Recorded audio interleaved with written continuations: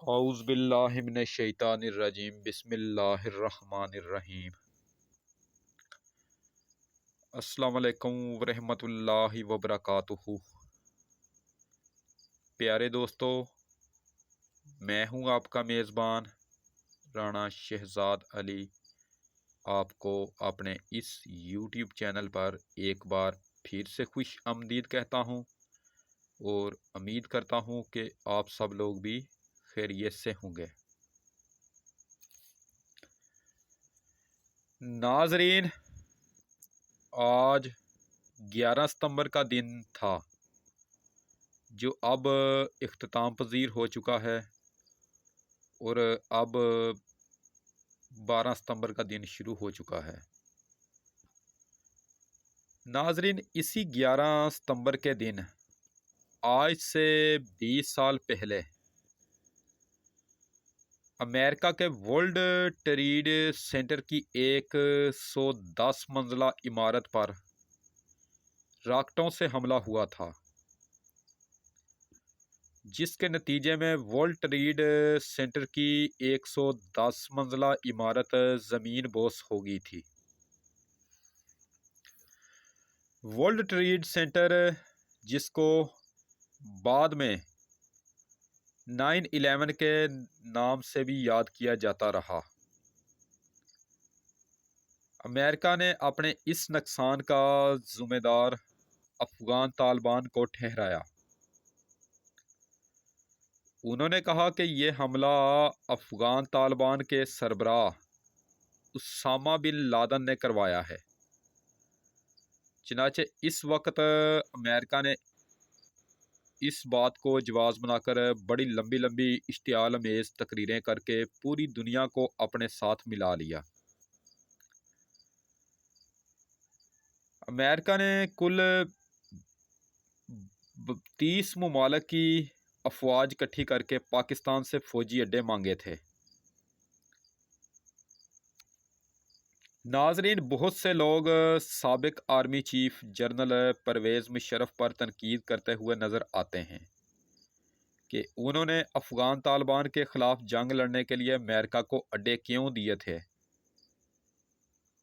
تو ناظرین، اگر ہم اس وقت کے حالات کو ذرا غور سے دیکھیں اور اس وقت کے حالات کو بھی ذرا غور سے دیکھیں تو اس وقت امریکہ کو فوجی اڈے دینا ہماری بہت بڑی مجبوری بن چکا تھا، کیونکہ جو حالات اب ہیں وہ اس وقت حالات نہیں تھے۔ اس وقت حالات بہت مختلف تھے، اور جنرل پرویز مشرف کا ان حالات میں یہ فیصلہ بہت حد تک درست تھا، کیونکہ امریکہ نے اس وقت ہمیں دھمکی دی تھی کہ یا تو تم لوگ ہمیں افغان طالبان سے لڑنے کے لیے فوجی اڈے دے دو، اگر آپ نے ہمیں فوجی اڈے نہیں دینے تو پھر تم لوگ خود بھی جنگ کے لیے تیار ہو جاؤ، ہم سب سے پہلے تم لوگوں کے ساتھ جنگ لڑیں گے اور پھر بعد میں افغان طالبان سے نمٹیں گے۔ اس طرح اگر ہم اس وقت فوجی اڈے دینے سے انکار کر دیتے تو ایسی صورت میں ہمیں دنیا کی 3.5 لاکھ فوج سے جنگ لڑنی پڑ جانی تھی، اور جنرل پرویز مشرف نے امریکہ کو اڈے دے کر پاکستان کو جنگ سے بچایا تھا۔ ناظرین، جنگ کسی بھی مسئلے کا کوئی حل نہیں ہوتا۔ اسی پیش نظر جنرل پرویز مشرف نے یہ فیصلہ کیا تھا کہ پاکستان کو جنگ سے بچایا جائے، لیکن امریکہ کا اصل ٹارگٹ تو پاکستان ہی تھا۔ وہ تو افغان طالبان کے خلاف جنگ کا بہانہ بنا کر اس خطے میں داخل ہوا تھا۔ اب پاکستان امریکہ کا اصل ٹارگٹ کیوں تھا؟ اس کی بڑی وجہ یہ ہے کہ اس وقت پاکستان دنیا کا پہلا اسلامی ملک بن گیا تھا جس کے پاس ایٹمی طاقت آ چکی تھی، اور امریکہ کو یہ بات بہت کھٹکتی تھی، کیونکہ امریکہ یہ کبھی نہیں چاہتا تھا کہ دنیا کا کوئی اسلامی ملک ایٹمی قوت بن جائے۔ لہٰذا امریکہ یہاں ہمارے پڑوس میں بیٹھ کر ہمارے ایٹمی اثاثے تباہ و برباد کروانا چاہتا تھا تاکہ پاکستان کو ایٹمی قوت سے محروم کیا جائے۔ اسی سلسلے میں امریکہ نے افغانستان کے راستے بے شمار دہشت گرد پاکستان میں داخل کروائے، جس وجہ سے ہمیں بھی دہشت گردی کے خلاف ایک دہشت گردی کی طویل جنگ لڑنا پڑی۔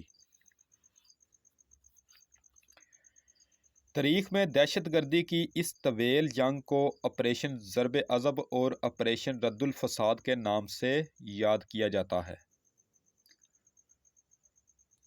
آپریشن ضرب عضب کی لڑائی جنرل رحیل شریف کے دور میں اور آپریشن رد الفساد کی لڑائی جنرل قمر جاوید باجوہ کے دور میں لڑی گئی۔ اس طویل جنگ میں پاکستان کے 70 لاکھ افراد جان سے چلے گئے اور پاکستان کو اربوں خربوں ڈالر کا نقصان اٹھانا پڑا۔ اسی لیے تو ہمارے وزیر اعظم عمران خان صاحب اکثر یہ کہتے ہوئے نظر آتے ہیں کہ ہمیں دوسروں کی پرائی جنگ لڑنے کا کیا فائدہ ہوا، الٹا ہمیں بے شمار نقصانات کا سامنا کرنا پڑا۔ ہم کون سا کوئی کرائے کی بندوق تھے؟ تو ناظرین، افغان طالبان مسلسل 20 سال تک جنگ لڑتے رہے۔ دنیا کے 30 ممالک کی 3.5 لاکھ فوج کا مقابلہ 50,000 طالبان سے تھا۔ دنیا کی اس فوج کے پاس ہر طرح کے جنگی ہتھیار اور جدید قسم کا سامان تھا، لیکن اس کے برعکس افغان طالبان کے پاس پورا جنگی سامان بھی نہیں تھا، لیکن انہوں نے اپنی کم تعداد اور کم اسلحے کے باوجود دنیا کے 30 ممالک کی 3.5 لاکھ فوج کو عبرتناک شکست سے دوچار کیا۔ ناظرین، اس بات سے ہمیں کیا سبق ملتا ہے؟ ہمیں یہ سبق ملتا ہے کہ جنگیں زیادہ اسلحے یا زیادہ فوجی طاقت سے نہیں جیتی جاتی، جنگیں ایمان کی قوت سے جیتی جاتی ہیں، اور افغان طالبان کے پاس ایمان کی قوت تھی۔ انہیں اپنے پروردگار پر پورا بھروسہ تھا اور پروردگار نے انہیں مایوس نہیں کیا، انہیں دنیا پر فتح یاب کر دیا۔ ناظرین، غزوہ بدر میں صحابہ کرام کی 313 کی جماعت نے اپنے سے 3 گنا بڑے دشمن کو عبرتناک شکست دی تھی، کیونکہ صحابہ کرام کے پاس ایمان کی قوت تھی، ان کو اپنے خدا پر اور اپنے نبی پر پورا بھروسہ تھا۔ اسی طرح ناظرین، ہماری بہادر فوج نے 1965 کی جنگ میں بھارت کو عبرتناک شکست سے دوچار کیا تھا۔ پاکستان کی صرف 3.5 لاکھ فوج نے بھارت کی 10 لاکھ فوج کو ناکو چنے چبوا دیے تھے، کیونکہ ہمارے مجاہدین کے پاس بھی ایمان کی قوت تھی اور اللہ تبارک و تعالیٰ پر پورا بھروسہ تھا، اور جو شخص صدقے دل کے ساتھ اپنے پروردگار پر بھروسہ کرتا ہے تو اللہ تبارک و تعالیٰ کبھی بھی اس شخص کو مایوس نہیں کیا کرتا۔ بھارت اب تک 1965 کی جنگ کے زخم نہیں بھول سکا، اسے ایسی شکست ہوئی تھی۔ تو ناظرین، امریکہ افغان طالبان کے ہاتھوں عبرتناک شکست سے دوچار ہوا، جس پر پوری دنیا میں اس کی جگ ہنسائی ہو رہی ہے۔ لیکن آج ورلڈ ٹریڈ سینٹر کی 20ویں برسی کے موقع پر امریکہ اپنی عوام کو بیوقوف بنا کر اپنی فتح کا جشن منا رہا ہے۔ وہ اپنی عوام کے سامنے بیان یہ کر رہا ہے کہ ہم افغانستان سے فتح یاب ہو کر واپس لوٹے ہیں، ہم نے ورلڈ ٹریڈ سینٹر کی 110 منزلہ عمارت کے نقصان کا بدلہ افغان طالبان سے لے لیا ہے۔ جبکہ دلچسپ बात यह है कि आज एक अमेरिकी कमांडर के मुंह से सच निकल ही गया है। हुआ कुछ यूं कि एक सहाफ़ी ने अमेरिकी कमांडर से सवाल ये किया कि आप 20 साल तक तो अफ़गानिस्तान में रहे, लेकिन आखिरी वक्त में आप लोगों ने वहाँ से भागकर निकलने की कोशिश क्यों की? तो अमेरिकी कमांडर ने जवाब ये दिया कि अगर हम अफ़गानिस्तान से ना निकलते तो अफ़गान तालिबान के हाथों हमारी आने वाली नस्लों को भी मार पड़ जाती। तो नाज़रीन, दूसरी तरफ अफ़गान तालिबान सड़कों पर सजदे में गिरे हुए नज़र आए।